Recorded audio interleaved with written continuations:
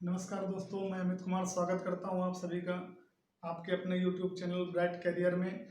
और आज हम ज्योग्राफी का बहुत ही महत्वपूर्ण लेसन वर्षा एवं चक्रवात इसका अध्ययन करेंगे और इससे संबंधित जितने भी प्रश्न बनते हैं उनका हम बेसिस यहाँ पे अध्ययन करेंगे और प्रयास करेंगे कि जो भी प्रश्न परीक्षा में पूछे जाते हैं उनका यहाँ बारी बारी से विश्लेषण करें। तो आइए दोस्तों, समय को ज़्यादा न बर्बाद करते हुए सीधा चैप्टर पे बात की जाए।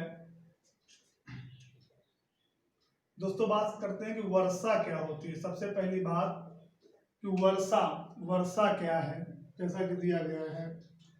दोस्तों, जब वायु में जलवाष्प की मात्रा बढ़ जाती है, वायु में जलवाष्प की मात्रा बढ़ जाती है, तो जब जलवाष्प की मात्रा बढ़ जाती है तो वो बूंदों के रूप में धरातल पर गिरते हैं, जिसे ही क्या कहा जाता है, जिन्हें वर्षा कहा जाता है। जब वायु में जलवाष्प की मात्रा बढ़ जाती है और जलवाष्प की मात्रा से बढ़ने से उनका भार अधिक हो जाता है तो वो बूंदों के रूप में धरातल पर, पृथ्वी पर गिरते हैं।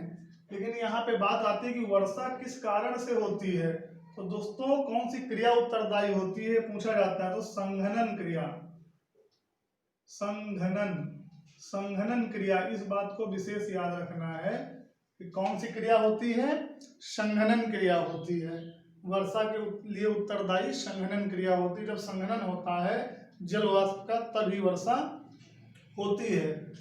दोस्तों, वर्षा के प्रकारों की अगर बात करें, वर्षा के प्रकार, तो दोस्तों वर्षा 3 प्रकार की होती है।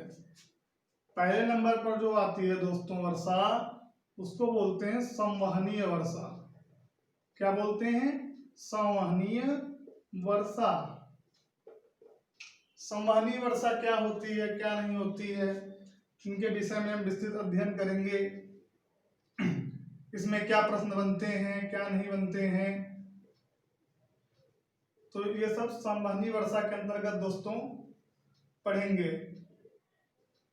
दोस्तों, जब कोई जलीय भाग होता है, जल का क्षेत्र होता है, तो सूर्य के ताप की वजह से वह जलवाष्प बन करके ऊपर उड़ जाता है और बादल का रूप ले लेता है। सूर्य के ताप की वजह से जल वाष्प होकर के ऊपर उड़ जाता है और बादल का रूप ले लेता है। दोस्तों, ये जो बादल होते हैं ये वायु की वजह से आगे बढ़ जाते हैं, वायु की वजह से आगे बढ़ जाते हैं और जहां पेड़ वगैरह होते हैं वहां पे पहुंचकर संघनन क्रिया करते हैं। क्या करते हैं? जहां पेड़ वगैरह होते हैं वहां पे संघनन क्रिया करते हैं और संघनन क्रिया करने के पश्चात ये बरस जाते हैं। जहां पेड़ वगैरह होते हैं वहां पे संघनन क्रिया करते हैं और उसके पश्चात बरस जाते हैं। तो दोस्तों, जब ये बरसते हैं तो कुछ जल सूख जाता है और कुछ जल नदियों और महासागरों में पुनः मिल जाता है। तो दोस्तों, जो ये पूरा प्रोसेस होता है ये जल चक्र के नाम से जाना जाता है। क्या कहलाता है? ये पूरा प्रोसेस जल चक्र के नाम से जाना जाता है। तो ये संवहनीय वर्षा के प्रकार आते हैं कि ये संवहनीय वर्षा इस प्रकार से होती है। इस प्रकार की जो वर्षा होती है वह संवहनीय वर्षा कहलाती है। दोस्तों, इसी में अगर बात करें हम पर्वतीय वर्षा की, आशा करते हैं कि आपको समझ में आ गया होगा। पर्वतीय वर्षा, तो दोस्तों उसमें भी क्या होता है, जो जलीय क्षेत्र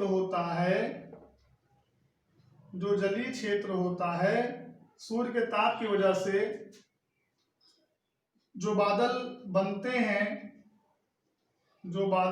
हैं वो आगे वायु के द्वारा पर्वतों से टकराते हैं। ये पर्वत है, मान लो पर्वत से टकराते हैं। ये बादल आगे वायु के द्वारा आगे जाते हैं और पर्वतों से टकराते हैं। टकराने के पश्चात ऊपर चढ़ने लगते हैं। तो यहाँ भी संघनन क्रिया होती है और ये बादल वहीं पे बरस जाते हैं। तो दोस्तों, इस प्रकार की जो वर्षा होती है वो पर्वतीय वर्षा कहलाती है। दोस्तों, पर्वतों के पीछे का जो भाग होता है, जहां पे बादल नहीं पहुंच पाते हैं, जहां पे वर्षा नहीं हो पाती, क्योंकि सारे बादल आगे ही गिर जाते हैं, बरस जाते हैं, तो उन्हें वृष्टि छाया प्रदेश बोलते हैं। वृष्टि छाया प्रदेश। दोस्तों, पर्वतीय वर्षा के जो उदाहरण हैं, महाबलेश्वर और पुणे, यहाँ पे महाबलेश्वर और पुणे, यहाँ पे दोस्तों ये पर्वतीय प्रकार की वर्षा होती है। वृष्टि छाया प्रदेश क्या होते हैं, कैसे बादल टकराते हैं, कैसे क्या होता है, ये हमने आपको बताया। दोस्तों, बात करते हैं तीसरी प्रकार की वर्षा की। वर्षा 3 प्रकार की होती है। जो तीसरी प्रकार की वर्षा होती है उसे हम चक्रवाती वर्षा के नाम से जानते हैं। उसे हम चक्रवाती वर्षा के नाम से जानते हैं। दोस्तों, ये कौन सी वर्षा होती है, इसमें क्या होता है, उसका भी हम यहाँ पे विस्तृत अध्ययन करेंगे। दोस्तों, जो तीसरी वर्षा आती है चक्रवाती वर्षा। चक्रवाती वर्षा। दोस्तों, चक्रवाती वर्षा क्या होती है? यह चक्रवातों के द्वारा निर्माण होता है इसका। इसके द्वारा चक्रवातों से इस प्रकार की जो वर्षा होती है वह चक्रवातों से होती है। अभी हम चक्रवातों के विषय भी पढ़ेंगे क्या होगा। दोस्तों, जो चक्रवाती वर्षा होती है वह समुद्री क्षेत्रों में होती है। समुद्री क्षेत्रों में होती है। कहाँ पे होती है? समुद्री क्षेत्रों में। जो चक्रवाती वर्षा का निर्माण होता है वह समुद्री क्षेत्रों में होता है। दोस्तों, इस प्रकार की वर्षा जहाँ जल क्षेत्र होता है वहां से बादल निकलते हैं जल वाष्प के द्वारा और स्थल की ओर चलते हैं। कहां पे चलते हैं दोस्तों? स्थल की ओर चलते हैं, समुद्री क्षेत्र से जो बादल होते हैं। तो दोस्तों, जो ये समुद्री क्षेत्र होता है यहाँ पर भिन्न भिन्न तापमान होता है अलग अलग स्थानों पे। क्या होता है? भिन्न भिन्न तापमान होता है। कहीं पे कम, कहीं पे ज्यादा, यानी भिन्न भिन्न तापमान और वायु दाब वाली राशियां होती हैं। कहीं पे कम, कहीं पे ज्यादा। और जब ये वायु राशियां आपस में दोस्तों टकराती हैं, आपस में मिलती हैं, तो वहां पे चक्रवाती वर्षा का निर्माण होता है। वहां चक्रवात बनता है।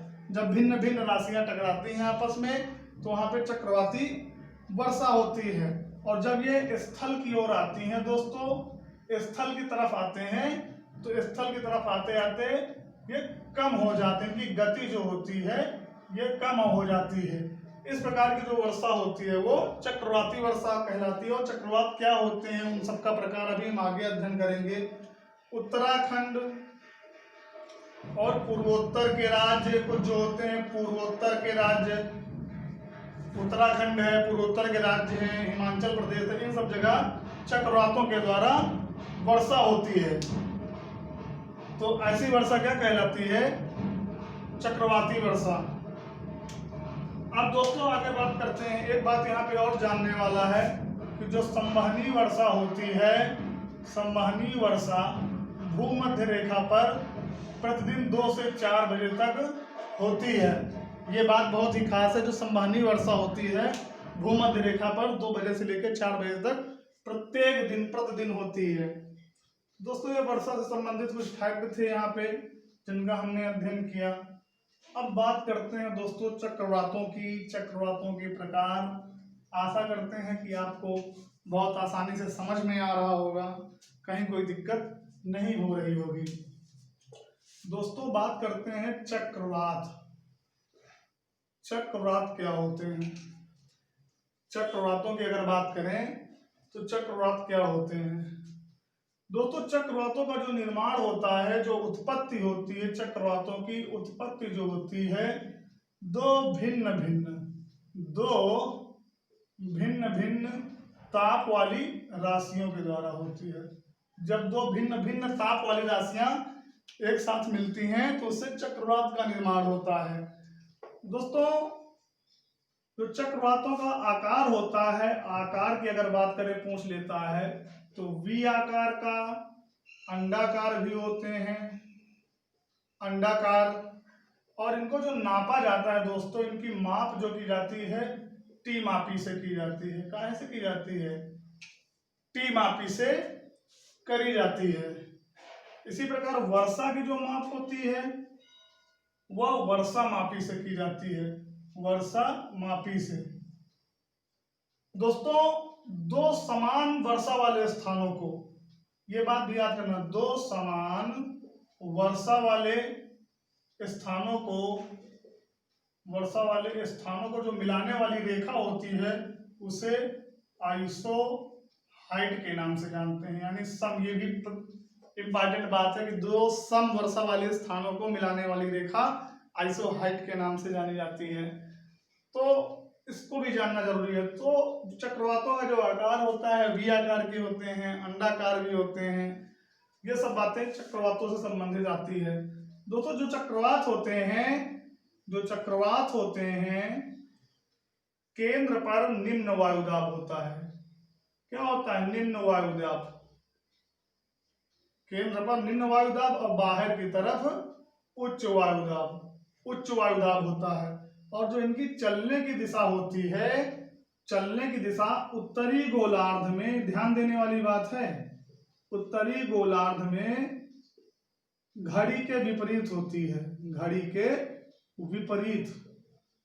यानी चक्रवात जो होते हैं उत्तरी गोलार्ध में घड़ी के विपरीत होते हैं, चलते हैं, और दक्षिणी गोलार्ध में घड़ी के चलने की दिशा में केंद्र पर निम्न वायुदाब और बाहर की तरफ उच्च वायुदाब पाया जाता है।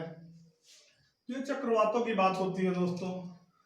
चक्रवात, इसी प्रकार चक्रवातों के प्रकार की अगर बात करें दोस्तों, चक्रवात दो प्रकार के होते हैं,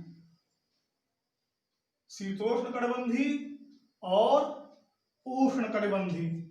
चक्रवात कितने प्रकार के होते हैं? अगर प्रकार बात करें, प्रकार, तो दो प्रकार के। नंबर एक, शीतोष्ण कटिबंधी, शीतोष्ण कटिबंधी और उष्ण कटिबंधी। शीतोष्ण कटिबंधी चक्रवात क्या होते हैं दोस्तों? शीतोष्ण कटिबंधी जो चक्रवात होते हैं वो 35 अंश से 65 अंश के बीच में उत्पन्न होते हैं। पहली बात तो ये 35 अंश से 65 अंश के बीच में उत्पन्न होते हैं। इनकी जो गति होती है वो 32 से 40 किलोमीटर के आसपास, और ये पछुआ पवनों के कारण पश्चिम से पूर्व में चलते हैं दोस्तों। कहाँ चलते हैं? पश्चिम से पूर्व की ओर चलते हैं। दोस्तों,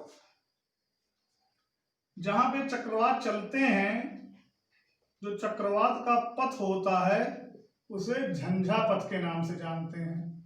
ये बात ध्यान देना, चक्रवात का जो पथ होता है उसे झंझा पथ के नाम से जानते हैं। दोस्तों, इसी प्रकार अगर बात करें उष्ण कटिबंधी, उष्ण कटिबंधी, उष्ण कटिबंधी क्या होते हैं दोस्तों? ये कर्क और मकर रेखाओं के बीच में होते हैं, कर्क और मकर रेखाओं के बीच में पाए जाते हैं। ये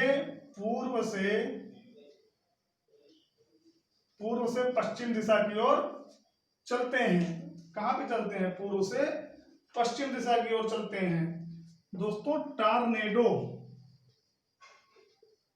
टॉर्नेडो सबसे बड़ा चक्रवात है, सबसे बड़ा, और इसकी गति लगभग 800 किलोमीटर के आसपास तक होती है। दोस्तों, ये चक्रवात के प्रकार थे, दो प्रकार के होते हैं। इसी में बात करते हैं दोस्तों प्रतिचक्रवात की, कि प्रतिचक्रवात क्या होता है। तो चक्रवात की बात थी, चक्रवात के प्रकार थे। अब बात कर लेते हैं कि प्रतिचक्रवात क्या होता है। प्रतिचक्रवात दोस्तों, ये चक्रवात का उल्टा होता है। केंद्र में उच्च वायुदाब, उच्च दाब और बाहर निम्न दाब होता है। पहली बात, दूसरी बात होती है इसकी जो चलने की दिशा होती है, उत्तरी गोलार्ध में घड़ी की दिशा में चलता है, घड़ी की दिशा में, और दक्षिणी में घड़ी की विपरीत दिशा में चलता है। केंद्र पे उच्च वायुदाब, बाहर निम्न वायुदाब होता है। उत्तरी गोलार्ध में जो इसकी दिशा होती है वह घड़ी के साथ होती है, और दक्षिणी गोलार्ध में विपरीत यानी चक्रवात का उल्टा होता है। दोस्तों चक्रवात के लिए कुछ कंडीशन होती हैं। चक्रवातों के लिए दशाएं, अगर दशाओं की बात करें कि चक्रवातों के लिए दशाएं क्या होती हैं, पहली बात जो तापमान होता है 27 डिग्री सेंटीग्रेड से कम नहीं होना चाहिए। अगर 27 डिग्री सेंटीग्रेड से कम है तो नहीं उत्पन्न होंगे। दूसरी बात, ठंडे प्रदेशों में नहीं बनते हैं, ठंडे प्रदेशों में नहीं बनते हैं। तीसरी बात, कॉरियोलिस बल का होना जरूरी होता है, कॉरियोलिस बल का होना बहुत जरूरी होता है। और कॉरियोलिस बल जब पृथ्वी घूर्णन करती है तब कॉरियोलिस बल का निर्माण होता है, तो कॉरियोलिस बल का होना भी बहुत जरूरी होता है। और चौथी बात, भिन्न भिन्न ताप वाली राशियों का होना, भिन्न ताप वाली राशियों का होना बहुत जरूरी होता है। ये चक्रवातों के लिए कुछ अनुकूल दशाएं होती हैं। तो दोस्तों आशा करते हैं कि आपको लगभग हमारा ये वीडियो जरूर पसंद आया होगा। हमने प्रयास किया है कि इससे संबंधित जो फैक्ट हो बहुत सरल भाषा में आपको बताए जाएं। उसके बावजूद भी अगर कुछ कमियां रहती हैं तो आप हमें जरूर कमेंट्स करें, सुझाव दें, और हम प्रयास करेंगे कि आपको अच्छा से अच्छा मैटर उपलब्ध करा सकें। नमस्कार, पढ़ते रहिए।